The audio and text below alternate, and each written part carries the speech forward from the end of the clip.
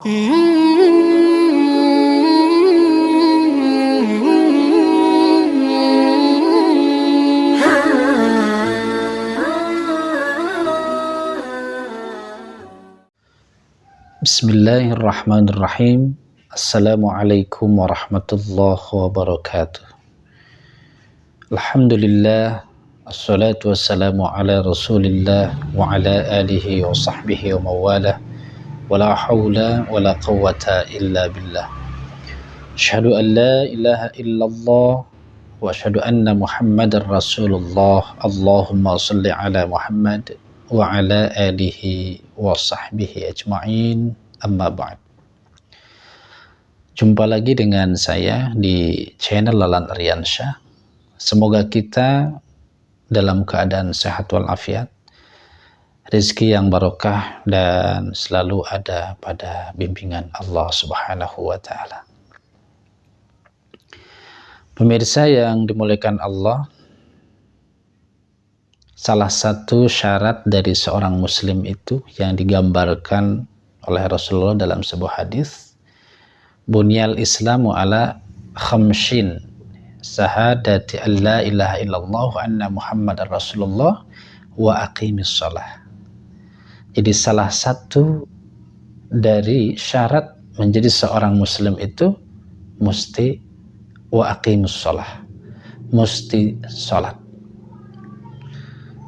Jadi kalau ngaku-ngaku seorang muslim tapi dia tidak sholat, berarti mesti dipertanyakan kemuslimannya. Karena ciri orang muslim itu, ya dia tidak akan pernah meninggalkan yang namanya perintah sholat. Bahkan banyak hadis yang disampaikan oleh Rasulullah, ciri atau perbedaan orang yang beriman dengan orang yang kafir itu adalah dari sholatnya. Kalau dia melaksanakan sholat, berarti dia orang beriman. Tapi kalau dia meninggalkan sholat, berarti dia kafir. Bahkan sholat itu adalah sebagai tiang agama. Kalau dia melaksanakan sholat, menegakkan sholat, berarti dia menegakkan agama. Dan sebaliknya, kalau meninggalkan sholat, berarti dia sedang merobohkan agama. Jadi as-sholatu imaduddin. Jadi penting bagi kita yang mengaku sebagai seorang muslim, perintah yang namanya sholat itu jangan sampai diremehkan, jangan sampai diabaikan. Karena ini menjadikan satu ukuran gitu. Ukuran seorang muslim, yaitu dilihat sholatnya. Dia sholat, dia muslim. Dia tidak sholat, berarti dipertanyakan kemuslimannya.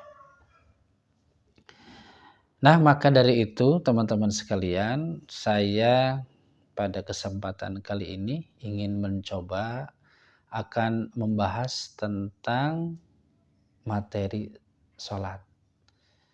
Ya, akan tetapi mungkin sebelum kita membahas tentang sholat itu ada pengawalannya atau ada pengantarnya, ya, untuk menuju supaya sholat kita ini benar, supaya sholat kita ini sesuai dengan harapan Allah. Artinya apa yang kita praktekkan di dalam sholat ritual tentunya, ya, karena nanti ada sholat secara ritual, ya, yang dimulai dari takbir sampai dengan salam. Lalu ada juga sholat yang dikatakan sebagai pembuktian dari sholat ritual itu. Itulah yang disebut dengan sholat aktual. Ya. Jadi ada dua, ada sholat ritual, ada sholat aktual. Karena ini mesti ada kesesuaian, jangan sampai bertolak belakang. Ritualnya adalah satu syariat, kemudian aktualnya juga sebagai pembuktian dari sholat ritual itu. Jadi saya akan memberikan sebuah penjelasan terdahulu, ya, sebelum kita membahas tentang ya esensi dari sholat itu sendiri. Kita awali dengan ilmunya dulu, karena segala sesuatu itu mesti diilmui. Apapun yang kita praktekkan itu mesti ada ilmunya.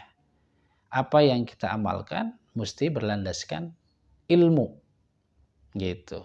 Ilmu yang ada pada Al-Quran, ilmu yang sudah dicontohkan oleh Rasulullah Sallallahu Alaihi Wasallam. Baik teman-teman sekalian, kali ini kita akan merujuk pembahasan tentang kaitannya dengan ilmu, ya tentunya nanti ilmu tentang sholat. Ya. Kita buka surat Al-Ankabut, ya, ayat yang ke-45. Ini menjadi dasar tentang ilmu. Dan ini adalah perintah dari Allah supaya kita ini mengilmui, mesti menguasai tentang ilmu. Sebelum kita mempraktekkan, harus menguasai ilmu dulu. Jangan sampai kita praktek, tapi nggak ngerti apa yang dipraktekkan itu, nggak sadar gitu. Apa yang dipraktekkan, apa yang dilakukan tuh nggak sadar. Kenapa? Karena gara-gara tidak mengilmuinya. Nah, inilah pentingnya kita belajar. Kita buka surat Al-Ankabut, ayat yang ke-45. Kata Allah, A'udzu billahi minasyaitonir rajim. Utlu ma uhiya ilaika minal kitab. Wa aqimis shalah, innas salata tanha 'anil fahsya'i wal munkar. Kita abaikan dulu ya tentang salatnya. Tentang esensi salatnya. Kita akan awali dengan ilmunya dulu. Karena di sini perintahnya untuk mengilmui, supaya ilmu yang kita pelajari itu akan dibawa nanti ke dalam sholat, sehingga sholatnya menjadi benar. Apa kata Allah? Utlu ma uhiya ilaika minal kitab.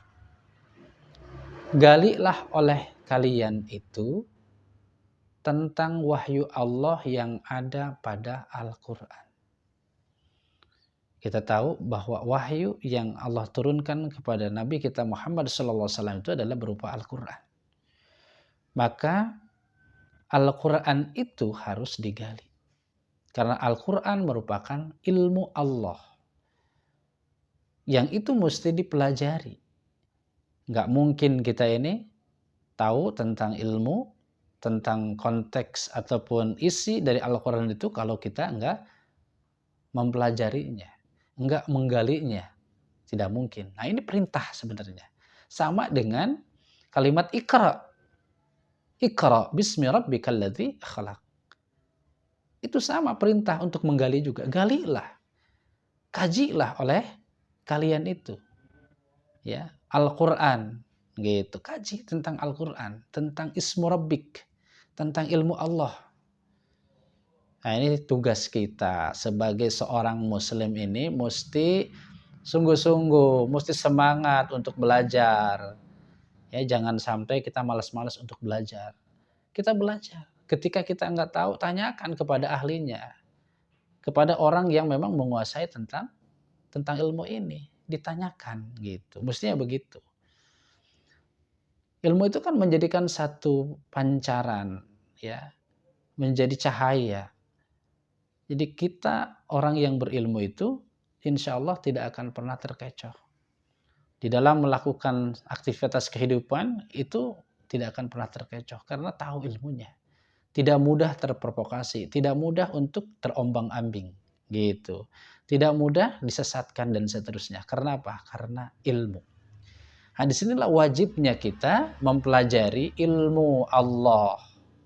Maka kata Allah, utlu ma uhiya ilaika minal kitab. Tentunya di dalam penggalian tentang ilmu Allah itu tidak mudah.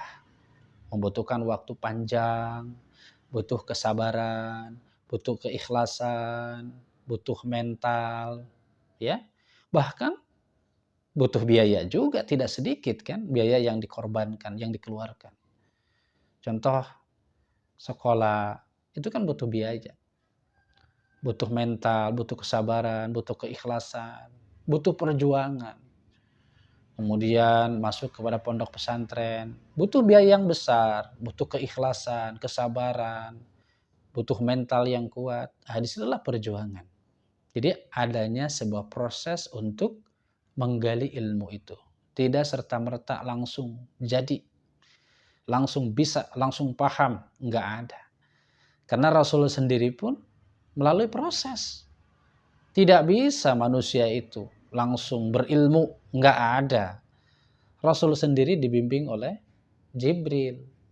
Jadi Jibril itu sebagai dosennya, sebagai guru Rasulullah gitu. Diperintahkan oleh Allah. Jibril diutus untuk ngajarin Nabi Muhammad. Begini nih gitu tuh. Ini adalah ilmu Allah. Suruh dipelajari. Karena memang dalam Al-Qur'an itu manusia pada hakikatnya adalah bodoh. Nol. La ta'lamuna syai'a. Kan begitu kan surat An-Nahl 78 itu. Wallahu akhrajakum min butuni ummahatikum la ta'lamuna syai'a.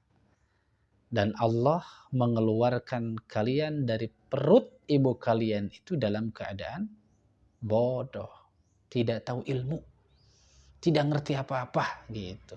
Baru Allah ngasih apa? Sarananya sebagai alatnya untuk menerima atau meresap informasi atau pesan-pesan Allah tadi. Pendengaran, penglihatan, kemudian hati. Itulah satu kesatuan yang tidak bisa dipisahkan, yang disebut dengan akal. Maka akal itulah yang harus kita pakai. Akal itulah yang harus kita gunakan sebaik-baiknya untuk menerima ilmu dari Allah. Itu lewat belajar. Gitu maksudnya. Jadi nggak ada yang namanya manusia itu tiba-tiba langsung pinter, langsung menguasai tentang ilmu. Enggak, ya. Mesti adanya sebuah proses.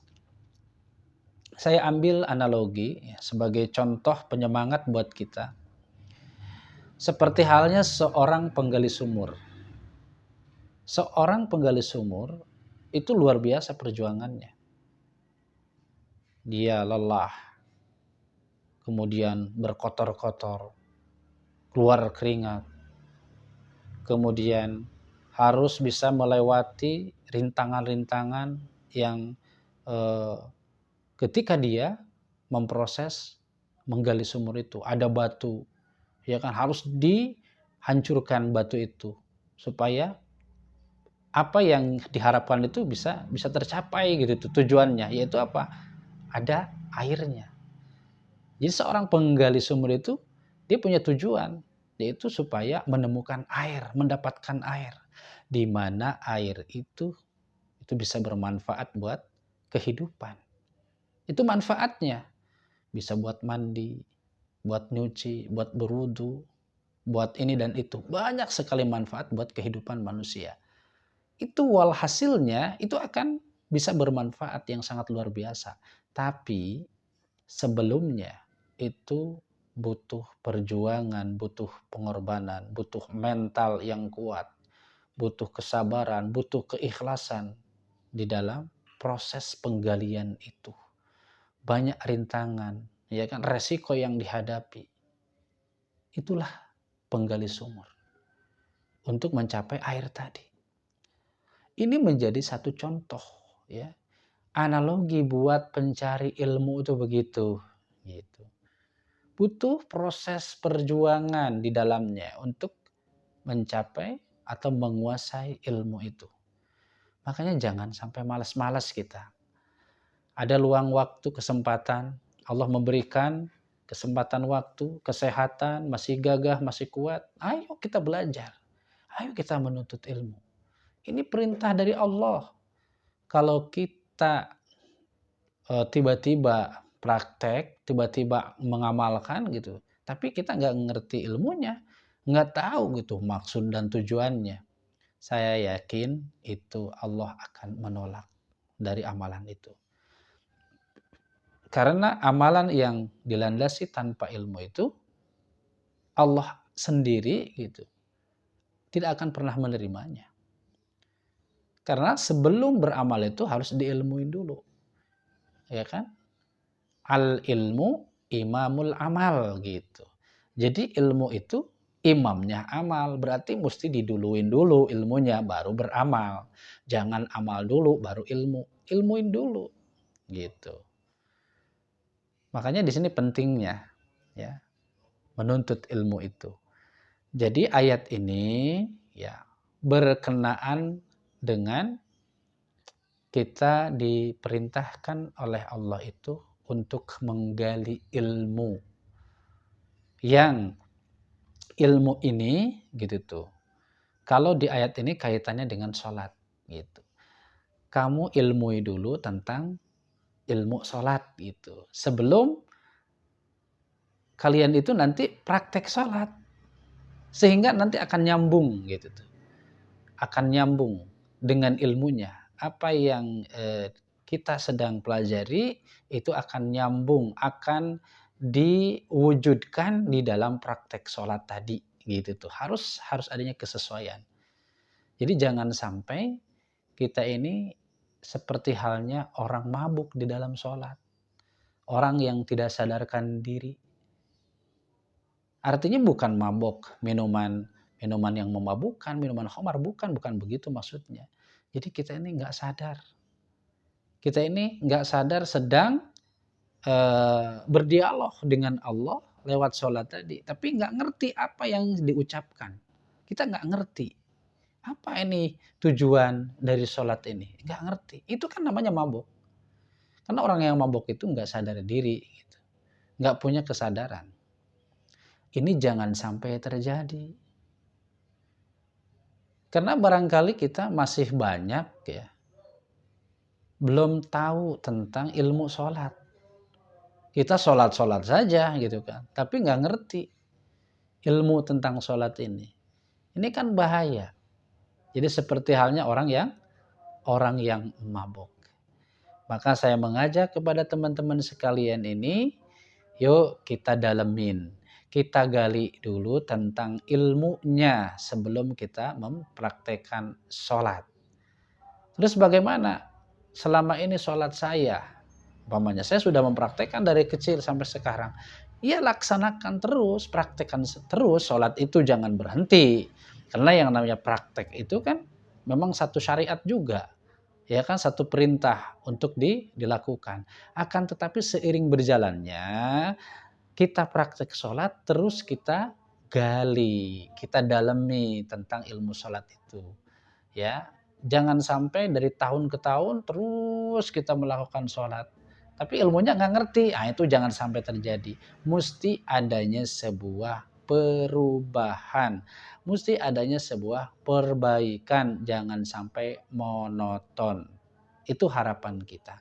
Maka sekali lagi, pada kesempatan kali ini saya mengawali ya sebagai satu pengantar kita yang berkenaan dengan wajibnya kita mengilmui sebelum kita mempraktekkan sholat itu. Artinya kita harus tahu dulu gitu tentang ilmu sholat sehingga bisa nyambung dan sesuai dengan harapan Allah itu.